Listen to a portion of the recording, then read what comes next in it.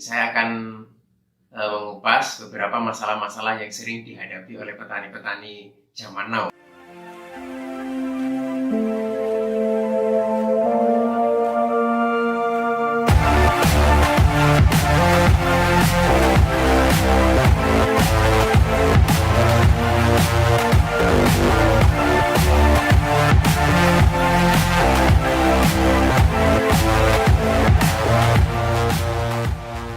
Oke, Assalamualaikum warahmatullahi wabarakatuh.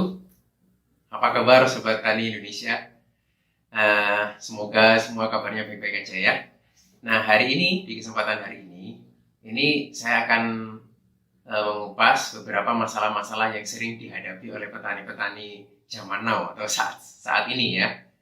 Nah, kalau saya sering bertemu dengan petani, biasanya ya, ini curhatan petani itu menyangkut bagaimana sih mengoptimalkan hasil pertanian di saat langka dan mahalnya pupuk kimia. Gitu ya. Kemudian yang kedua, biasanya mereka itu bingung dengan keadaan saat ini karena merajalelanya berbagai hama dan penyakit. Dan yang ketiga yang dihadapi sama petani ini tidak stabilnya harga hasil panen, kadang bisa murah, kadang bisa mahal, ya, membuat mereka itu jadi rugi banyak ya dalam sektor pertanian. Nah, saya akan menjawab pertanyaan-pertanyaan yang pertama ya. Ini bagaimana solusinya tentang langka dan mahalnya pupuk kimia untuk mengoptimalkan hasil panen. Nah, saya akan cerita dulu kepada petani. Begini ya, saya pernah ngobrol dengan petani itu, terutama petani yang sudah senior ini, yang sudah usianya mungkin sudah 50 atau 60 tahun ke atas gitu ya. Mereka sering cerita kepada saya, Pak, itu dulu Pak ya, waktu saya masih kecil, lahan 1 peta itu cuma butuh 25 kg pupuk, itu sudah bagus Pak. Tapi sayangnya sekarang, supaya bagus, dia butuh sampai 2 kintal pupuk kimia, entah itu urea, NPK, jadi biayanya berlipat-lipat. Tapi sayangnya Pak, hasil panennya biasa-biasa aja, peningkatnya tidak signifikan, tetapi tanah pertanian saya menuntut pupuk lebih banyak. Sedangkan sekarang pupuk kimia ini sudah mahal dan langka. Itu gimana ceritanya? Nah, saya cerita kepada para petani semua, kenapa kok bisa terjadi seperti itu, menuntut pupuk kimia semakin banyak. Yang pertama, sebenarnya ya, karena pertanian dulu kenapa nggak butuh pupuk banyak, karena memang salah satunya secara alami di tanah itu sebenarnya ada namanya bakteri yang bisa menghasilkan pupuk secara alami. Ya, karena di tanah dulu itu, tanah itu masih bagus. Tanah bagus atau masih subur itu apa indikasinya, apa ciri-cirinya? Yaitu jumlah bakteri penyubur tanah itu jumlahnya sangat banyak. Nah ya, kemudian akhirnya karena bakteri itu sangat banyak, yang pertama, terutama ada bakteri yang bisa mengikat nitrogen atau bisa menyuplai urea alami ke dalam tanah. Jadi misalnya ada bakteri itu, di 70% dari udara ini kan adalah nitrogen. Jadi ada bakteri yang bisa menyuplai nitrogen ke dalam tanah. Artinya dia bisa menyuplai urea. Nah, otomatis itu akan mengurangi penggunaan urea di tanah pertanian. Kemudian ada yang unsur P itu, ada bakteri yang bisa mengurai. Jadi di tanah itu sebenarnya P itu kan unsur makro. Ya, karena di situ, tapi tanaman tidak bisa menyerap kalau tidak ada bakteri yang mengurai. Nah, itu baru bisa dimakan oleh akar tanaman. Jadi, bakteri ini fungsinya di tanah itu sebagai pemasak pupuk kalau di tanah. Nah, berjalannya waktu gitu ya, karena petani sudah tidak pernah menggunakan bahan organik, unsur hara, kemudian penggunaan insektisida, pestisida, herbisida secara masif tidak terukur, akhirnya membuat banyak bakteri itu mati, terutama penggunaan herbisida. Kalau alasan petani menggunakan herbisida itu lebih efisien daripada memperkerjakan orang untuk mencabut gulma ya. Tapi ternyata efeknya bukan hanya gulma yang mati, tapi banyak bakteri penyubur tanah juga mati. Nah, karena bakteri itu mati yang bisa menyuplai pupuk secara alami itu, makanya kemudian tanaman itu untuk subur menuntut pupuk kimia yang lebih banyak. Nah, itu ya, akhirnya pertanian kita tidak efisien.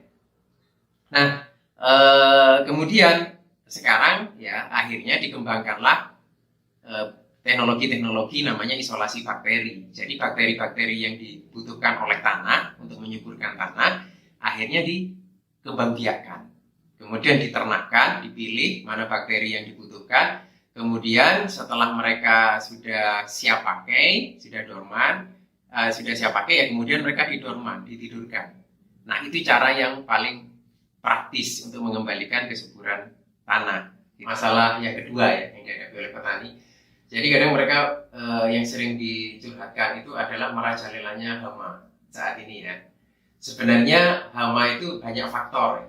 Saya cuma menjelaskan salah satu faktornya saja ya, yang biasanya sering terjadi. Jadi kenapa kok hama itu bisa luar biasa banyak? Ya pertama menyangkut dengan manajemen penggunaan pestisida. Jadi pestisida itu kan kadang digunakan terlalu berlebihan, padahal kita harus pahami hama itu bisa resisten dengan penggunaan pestisida atau bahan-bahan kimia. Jadinya mereka jadi lebih kebal. Tapi yang kita harus pahami, kenapa sih kok tanaman kita mudah terkena hama? Jadi awal mulanya begini ya, penggunaan pupuk kimia yang berlebihan, gitu ya, itu akan menurunkan pH tanah. Nah, begitu pH tanah itu turun, maka tanaman itu tidak sehat, tidak tumbuh subur. Kenapa? Seperti orang kena asam lambung, jadi dikasih pupuk apapun dia tidak bisa menyerap semuanya. Nah, akhirnya pH yang terlalu rendah itu akhirnya menyebabkan tanaman kekurangan gizi. Ya, jadi seperti manusia, kalau kekurangan gizi itu akan mudah terserang penyakit. Nah, begitu terserang penyakit, kita kasih pestisida, kemudian apalagi dengan dosis tinggi, setelah itu hama itu muncul lagi, maka dia akan menuntut penggunaan pestisida yang lebih tinggi lagi, dan itu terus berlangsung ya. Nah, salah satu solusinya adalah kita harus berusaha untuk menetralkan pH supaya tanaman itu bisa tumbuh normal, kemudian gunakan bakteri-bakteri penyubur tanah. Tujuannya apa? Supaya bisa memasak pupuk ya, kemudian akar tanaman berkembang lebih bagus, kemudian tanaman lebih sehat. Nah, ketika tanaman itu bisa berkembang lebih sehat, maka dia akan lebih tahan penyakit, meminimalisir penggunaan pestisida. Gitu ya. Jadi, kenapa saya hubungkan dengan bakteri? Karena bakteri itu akan menyuburkan tanah, kemudian mengurai pupuk-pupuk yang kita berikan kepada tanaman. Jadi akhirnya itu bisa terserap secara optimal ya, dan mengurai residu-residu yang membuat tanah itu menjadi asam, menjadi rusak gitu ya, dan mengurangi penggunaan pupuk kimia. Jadi tanah tidak terlalu asam, pH-nya tidak terlalu rendah. Jadi akhirnya tanaman sehat, maka dia akan lebih tahan penyakit, meminimalisir penggunaan pestisida. Gitu ya. Kemudian yang pertanyaannya ketiga itu tentang sekarang ini yang ditakutkan petani itu dengan hasil panen yang kadang lebih murah atau tidak sesuai dengan biaya operasional macam-macam, tapi kadang bisa naik yang luar biasa, tapi kadang bisa turun, seperti misalnya di cabai, tomat, kubis dan lain-lain. Nah, saya bilang kita itu tidak bisa mengontrol harga hasil panen. Yang bisa kita kontrol itu adalah biaya produksi pertanian. Bagaimana supaya lebih efisien.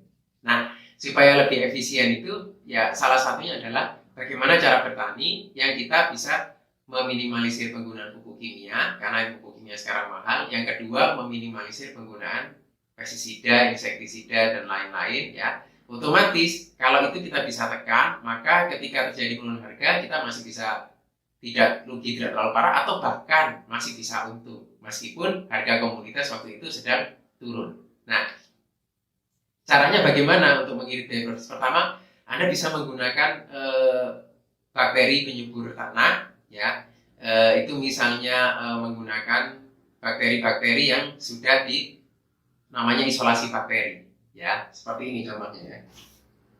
Nah, ini biobos ini adalah bakteri yang sudah dipilih dan dikembangbiakkan. Tujuannya supaya apa? Kalau Anda sudah menggunakan ini, bakteri secara alami bisa menghasilkan pupuk sebenarnya.